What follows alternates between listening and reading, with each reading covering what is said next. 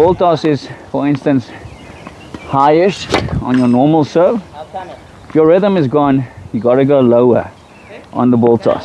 Like, remember, it's temporary, a lot lower. If you go lower on the toss, it's a lot easier to keep it in. Nice and easy, just on that easy pace. Remember, you're trying to get into the point, you're trying to get your serve in, get your ball toss lower until your confidence is back.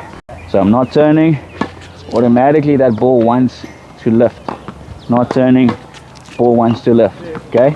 Now the double-handed backhand, understand that you turn, but not like crazy. A good point to focus on is tip of the racket to the back fence. That's enough. Less than that is not enough. More than that's too much. Okay? So if you turn tip to the back fence, you are turned enough to be able to brush the ball so it comes down. All right, so look at my turn there. Notice how there's a smoother motion. Notice how the ball now starts coming down, and you will start missing a lot less double-handed backhands along. Let's move on. So if you're trying to blast the ball, I don't know how I got that in, and you're missing all of them, start going, take pace off like this. Easy. Use a serve that you can get in 8, 9 out of 10 times. If you worry that the opponent might kill it, ask yourself what's better, him hitting winners or you missing all your serves. At least you're making him play, and I promise you, you won't hit winners on all of them.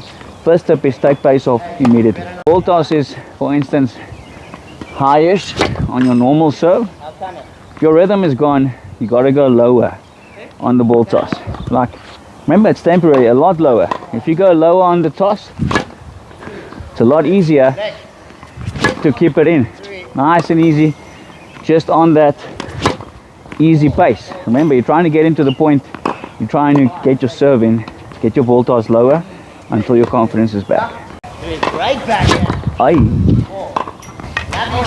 Whoa, whoa, whoa, whoa. Can't make a serve. Alright guys, we all know that feeling when you're playing a tournament and your serve just doesn't want to go in, and you need this match, very important match. I'm going to give you a temporary fix. This is not a permanent fix. 3 temporary fixes to help you within this match to get your serve in more often and to maybe get back on scratch, get your confidence back on the serve. First up is, guys, please understand this is temporary, but if you're missing all your serves, number one is you have to take some pace off. So if you're hitting a 90%, go down to 70, even 60%. So if you're trying to blast the ball, I don't know how I got that in, and you're missing all of them, start going, take pace off like this. Easy. Use a serve that you can get in 8, 9 out of 10 times. If you worry that the opponent might kill it, ask yourself what's better, him hitting winners or you missing all your serves. At least you're making him play, and I promise you, you won't hit winners on all of them. First tip is take pace off immediately.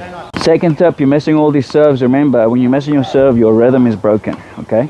If your ball toss is, for instance, highish on your normal serve, if your rhythm is gone, you got to go lower on the ball toss.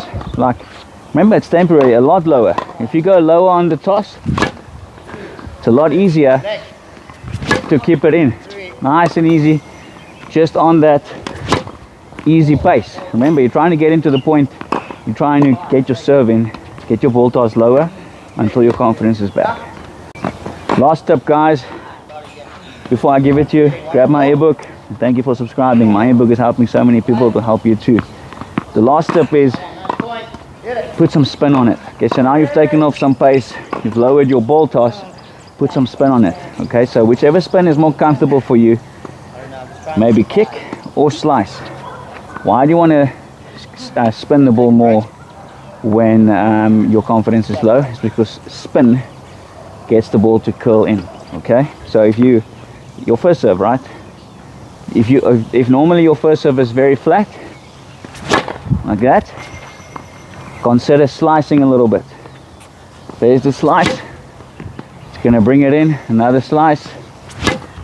Notice how it brings it in. Or if you like kick more, add some kick to it. Give you one more. Add some kick.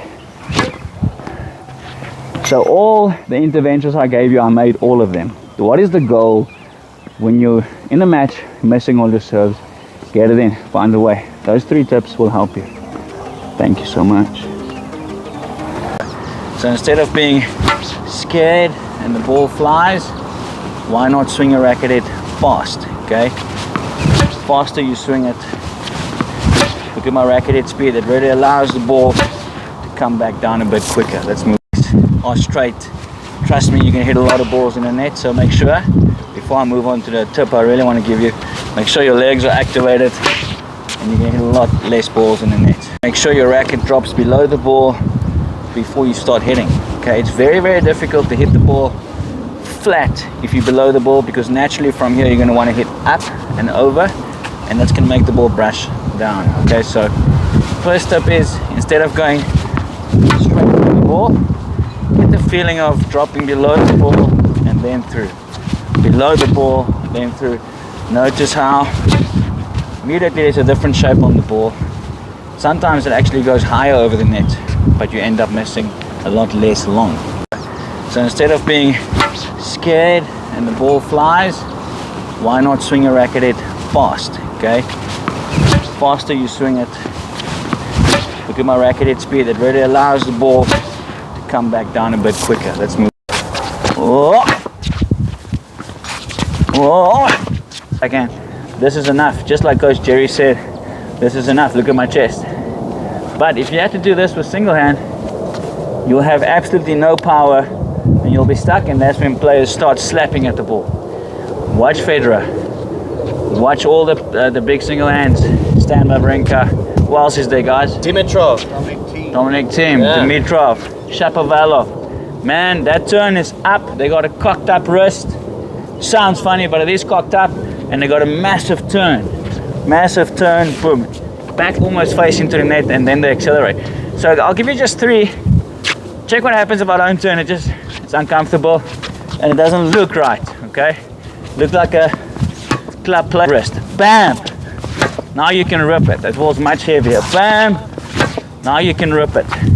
Notice how it's also coming down. I prefer the platform serve where you don't bring in the back foot and you just serve. You know, it just works for me. I prefer it. Djokovic, Nadal, not Nadal, Federer does it. But then I saw my player, listen, something is missing, okay? He's a tall player, missing in the net all the time. And I said, listen, let's try this out. Bring in your foot, let's see what happens, okay? All of a sudden, when his foot came in, he had a much better load, he had much better upwards momentum, and he stopped missing in the net. But just notice how the load is better. Boom, goes over the net. There, load. Jeez, maybe I should also change to that. But what I'm trying to say is, if you're serving, you're a tall guy, you're noticing you're missing in the net, consider the secret.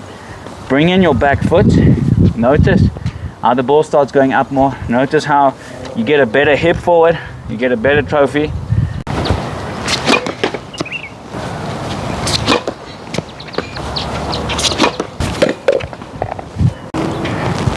If you're not going to be serving every single day for at least half an hour to 45 minutes, serving to cones, I don't care how you do it, 45 to 30 minutes to 45 minutes every single day, forget about it. Too many players don't serve enough. They hit a couple of balls every day.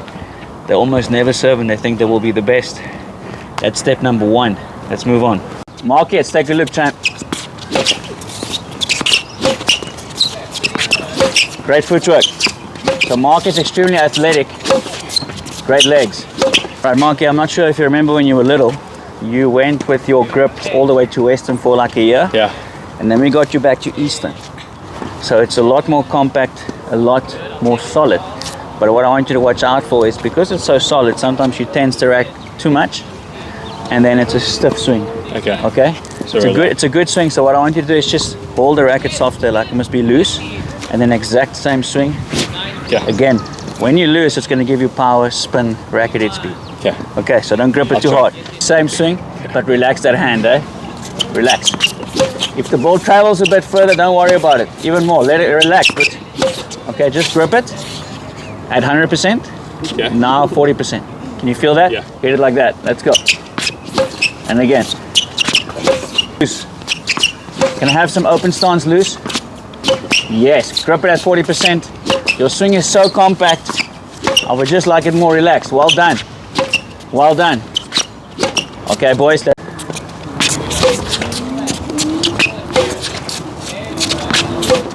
Nice energy. Okay, Callum, we've obviously been working on this for a while now.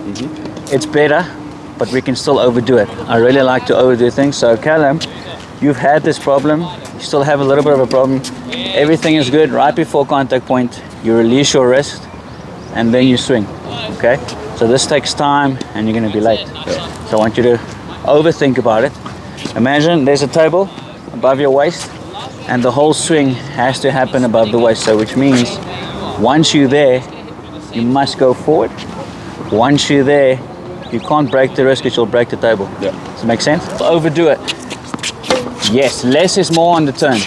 Yes, less is more. Callum, miles better. For you right now, the smaller at the back, the better. Watch the wrist. Yes, watch the wrist. Much better, Callum. Watch the wrist. So good, so good. Okay, can I see open stance like that? Also above. It broke a little bit. Watch it, watch it. Oh, so good.